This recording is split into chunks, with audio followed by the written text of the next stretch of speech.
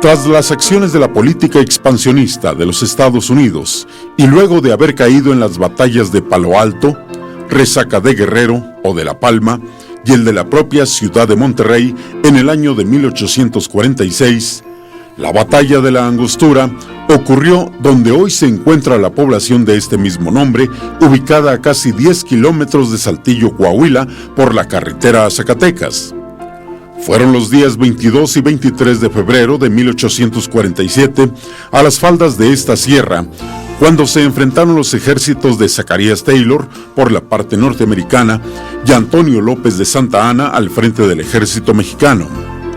El doctor Carlos Recio Dávila, historiador y catedrático de la Universidad Autónoma de Coahuila, nos habla de la batalla en el mismo lugar donde hace 164 años se desarrollaron los combates. Los americanos pasan a Saltillo, donde no hay combates en un principio, y llegan el 16 de noviembre de 1846, en tanto que el ejército mexicano se ha ido a concentrar a San Luis Potosí, donde el general Santa Anna,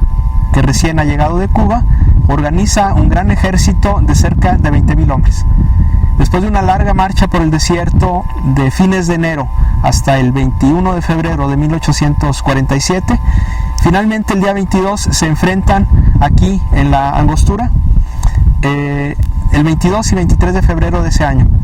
Aquí donde estamos en este momento corresponde al ala derecha mexicana, izquierda norteamericana, y es el punto de concentración del ejército mexicano. Y ahí es donde inician los combates el día 22 de febrero en la tarde, cerca de las 2 de la tarde. El general Taylor, cuando observa que corre el riesgo de que los mexicanos lo envuelvan, envía a la caballería desmontada de Kentucky y las tropas al mando del general Marshall, y combaten contra las fuerzas del general Ampudia, que del lado mexicano es quien destaca con sus soldados en esa zona. Y justamente en el sitio donde estoy corresponde a la posición norteamericana. Es decir, si bien el Camino Real está atrás de mí, hacia la derecha estaba el cuartel general de Santa Anna, con la artillería a su derecha y la infantería avanzando poco a poco por la falda de la sierra. Los norteamericanos podían ser atacados hacia esta zona porque las colinas son oblicuas, de tal suerte que aquí hicieron este pertrecho que consistía solamente en amontonamientos de piedra a cerca de 1 metro de altura y eventualmente algunas zanjas no muy profundas practicadas sobre un terreno muy duro. De tal suerte que en este sitio los combates se desarrollaron a lo largo del día 23 de febrero, más particularmente al inicio de la tarde, después de la lluvia, y poco a poco los mexicanos fueron avanzando hacia lo que es ahora aquí nuestra izquierda. Y en la mañana del día 23 de febrero, después de una corta celebración religiosa, los mexicanos deciden avanzar, avanzando otra vez sobre la falda de la sierra, donde habían obtenido la victoria un día anterior en esta pequeña loma que vemos al fondo. Y Santa Anna decide entonces hacer un avance frontal por el Camino Real al cargo de parte de su infantería.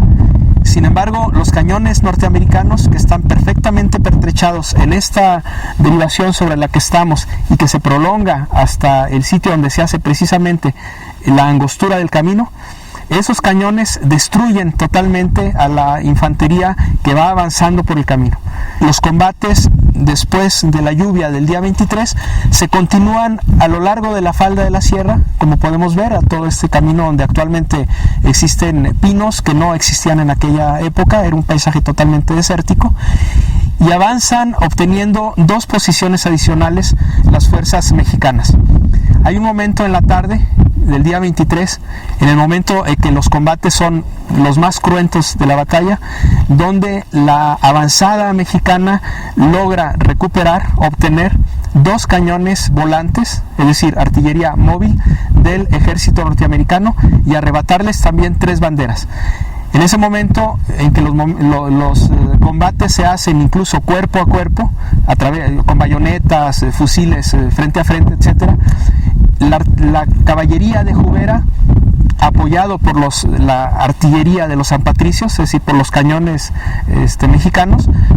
avanza Jubera y logra desbordar todas las líneas enemigas hasta llegar al cuartel general de Taylor, que era la hacienda de Buenavista, actual Universidad Antonio Narro.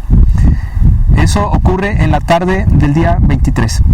Es decir, han avanzado los mexicanos 5 posiciones, haciendo replegar a los norteamericanos en sus posiciones originales, pero con una gran cantidad de pérdidas, sobre todo en el ejército mexicano, debido a la gran fortaleza de la artillería estadounidense. El día 23 de febrero, en la tarde,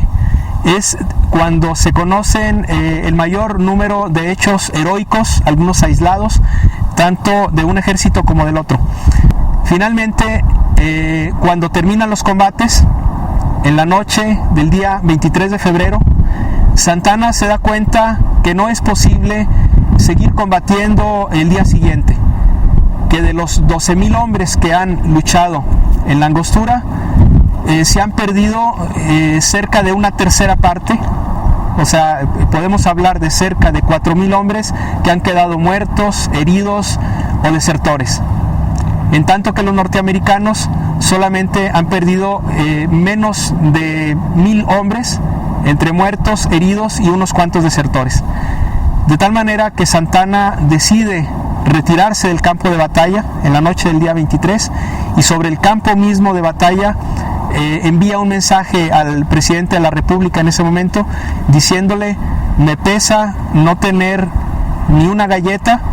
ni un puñado de arroz con que alimentar a nuestras tropas. Tenemos muchos heridos y he decidido retirarme a la hacienda de Agua Nueva para desembarazarme de estos heridos y volver a atacar. Sin embargo, el regreso a la hacienda de Agua Nueva, es decir, ese retroceso de cerca de 15 kilómetros, hace imposible el volver a combatir. Realmente hubiera sido muy difícil obtener una victoria, porque si bien los mexicanos habían rebasado prácticamente todas las líneas enemigas, los Estados Unidos tenían 600 hombres en Saltillo y aparte cerca de 1,500 hombres que venían de Rinconada a Nuevo León, es decir, a medio camino entre Monterrey y Saltillo, y que eran tropas de refresco, de tal suerte que los norteamericanos tenían el mismo número de combatientes frescos al principio, o más o menos frescos al principio de la batalla, que al final, en tanto que los mexicanos estaban muy cansados después de una larga caminata desde San Luis Potosí en solo 20 días, de haber combatido prácticamente sin aguas ni alimentos durante 1 día y medio, y enfrentarse a una artillería muy poderosa que era la norteamericana. Este mismo lugar, el escenario de cruentos combates, es hoy el recuerdo de un capítulo incierto en nuestra historia. Un episodio que fue registrado tanto por la parte mexicana en la llamada Batalla de la Angostura o la Batalla de Buenavista en la literatura norteamericana, dejó muchas heridas de incertidumbre que quizá no habrán de sanar.